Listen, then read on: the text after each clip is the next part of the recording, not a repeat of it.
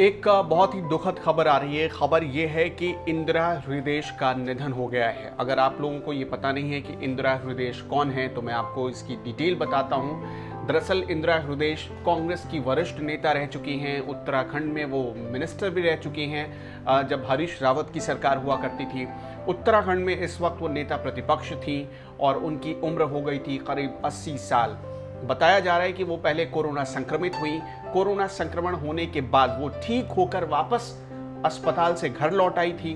उनकी सेहत धीरे धीरे ठीक हो रही थी, रिकवर भी कर रही थी, उनकी सेहत अच्छी भी हो गई थी। लेकिन उन्हें एक बैठक में हिस्सा लेने जाना था दिल्ली, और जैसे ही वो दिल्ली पहुंची उसके बाद उनकी तबीयत बिगड़ी और खबर आ रही है कि उनका निधन हो गया है। थोड़ी देर पहले ही एक के बाद एक जो ट्वीट आए हैं नेताओं के, सबसे पहले त्रिवेंद्र सिंह रावत का ट्वीट आया है। त्रिवेंद्र सिंह रावत ने लिखा है कि अभी अभी खबर मिली कि कांग्रेस की नेता इंदिरा हृदयेश जी का निधन हो गया है। दुखद समाचार मिला, मन अत्यंत दुखी है। इंदिरा बहन जी ने अपने लंबे राजनीतिक जीवन में कई पदों को सुशोभित किया और विधायिका के कार्य में पारंगत हासिल की। बहन जी का जाना मेरे लिए एक व्यक्तिगत क्षति है। मदन कौशिक जो कि उत्तराखंड की सरकार में मंत्री हैं और उन वरिष्ठ बीजेपी के नेता हैं, उन्होंने भी लिखा है, उत्तराखंड कांग्रेस की वरिष्ठ नेत्री और नेता विपक्ष मेरी बड़ी बहन इंदिरा हृदयेश जी के निधन का दुखद समाचार मिला। इंदिरा बहन जी ने अपने लंबे राजनीतिक जीवन में कई पदों को सुशोभित किया। उनका जाना मेरे लिए एक निजी क्षति है। माँ गंगा दिवंगत आत्मा को शांति प्रदान करें। ओम शांति ओम। ये मदन कौशिक ने भी लिखा है। और इसी तरह से अगर आप देखेंगे, कहा जा रहा है कि बहुत लंबा 47 सालों से वो राजनीति कर रही थी। 1-2 साल का राजनीतिक सफर नहीं था उनका, पूरे 47 सालों का राजनीतिक सफर था। और कहा जा रहा है कि वो तब से सक्रिय थी जब इंदिरा गांधी राजनीति में आई, तब से लेकर आज तक वो एक्टिव थी।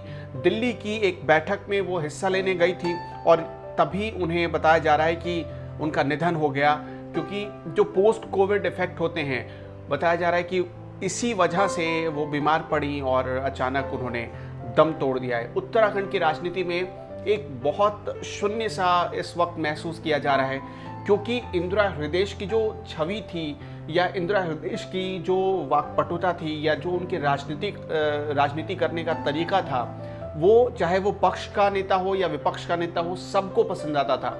यही वजह है कि जब कांग्रेस की 2017 में उत्तराखंड में हार हुई तो एक से बढ़कर एक दिग्गज नेता थे, लेकिन उनमें अगर किसी को नेता विपक्ष के लिए चुना गया तो इंदिरा हृदयेश को चुना गया।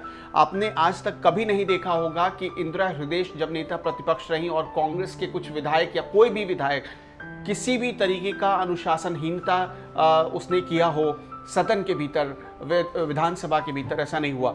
सबको अनुशासन में रखकर सबको साथ लेकर चलने की जो कला थी इंदिरा हृदयेश के पास, वो कला बाकी किसी भी दूसरे उत्तराखंड के नेताओं में शायद नजर नहीं आती है। यही वजह है कि उनके जाने के बाद पक्ष विपक्ष हर नेता रो रहा है और उनकी आत्मा की शांति की प्रार्थना की जा रही है।